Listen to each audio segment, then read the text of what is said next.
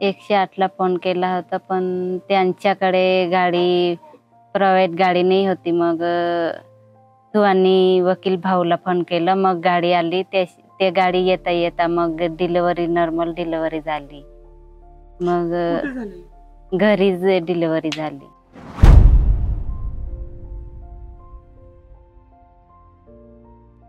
Delivery झाली म्हणून गेलं. हा, पण हे पहिलं बाळ आहे का दुसरं? तिसरं आहे. पहिले 2 बाळ कुठे झाले? घरी.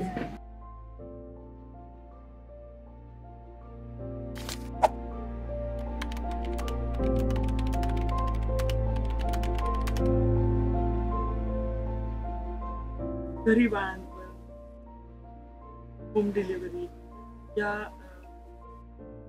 खूप आहेत का? हा, असतात तसे भरपूर. कारण काय?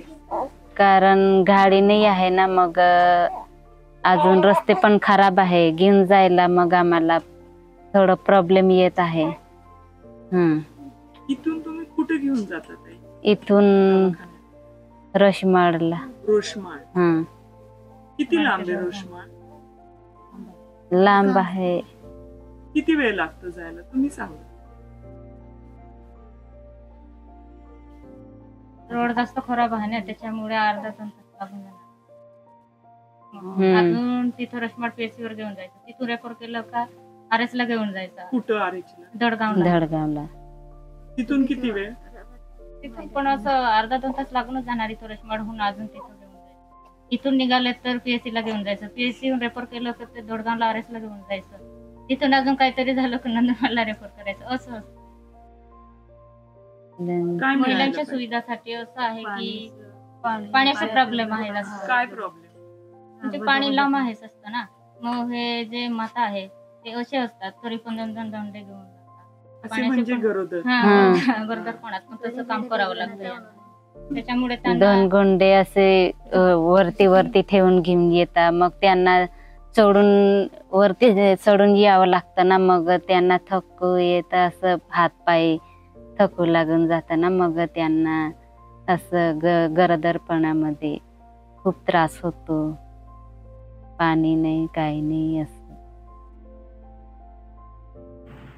मांडोना पाईना डोम्या सुना, मांडोना पाईना डोम्या सुना, तुम्हा खातुर धोरणे बांधता, त्याग हम पिकाय मागता. तुम्हा खातुर धोरणे बांधता, त्याग हम पिकाय मागता. देशभक्त लोग तुम्हारा, त्याग हम पिकाय मागता. ताई, तुम्हाला कधी गोळ्या दिल्या होत्या खायला? नाही. कधीच? आशाताईंनी बी दिली. मग तुम्ही उपचार काय घेतले का? दवाखान्यात जाऊन उपचार काय घेतले? निरागस रंगीताच्या या स्थितीला जबाबदार कोण? रंगीताच्या 1 नाही तर 3 डिलिव्हरी घरी झाल्यात. गरोदरपणातील नाव नोंदणी, तपासण्या, धनुर्वाताचं इंजेक्शन, HB, कॅल्शियम आणि लोहाच्या गोळ्या या कोणत्याच सेवा तिच्यापर्यंत पोहोचल्या नाहीत. याला जबाबदार कोण? रंगीताचं बाळ जन्माला येऊन 10 दिवस झाले, परंतु कोणतेही लसीकरण झालेले नाही. याला जबाबदार कोण? भरड गावातील महिला रत्ना, बिंद्रा आणि कविता यांनी 108 ॲम्ब्युलन्सला फोन केला होताच की, पण ॲम्ब्युलन्स आली नाही. याला जबाबदार कोण? गावातील महिला गरोदर बाळंतिणींना नदीवरून, खाच खळग्याच्या रस्त्यावरून पिण्याचं पाणी आणावं लागतं. याला जबाबदार कोण? माहेरघर, मातृवंदना योजनेचे 5,000 रुपये, जननी सुरक्षा, बाल सुरक्षा खरंच होतीये का नंदुरबार मधल्या आदिवासींची? की याबाबत न बोललेलंच बरं. आपली झाकली मूठ 1.25 लाखाची. हा पण सहनशील, निरागस, शांत स्वभावाचा आदिवासी लढाऊ देखील आहे, हे विसरून चालणार नाही. देशभक्त लोग तुम्हारा, त्याग हम पिकाय मागता. देशभक्त लोग तुम्हारा, त्याग हम पिकाय मागता.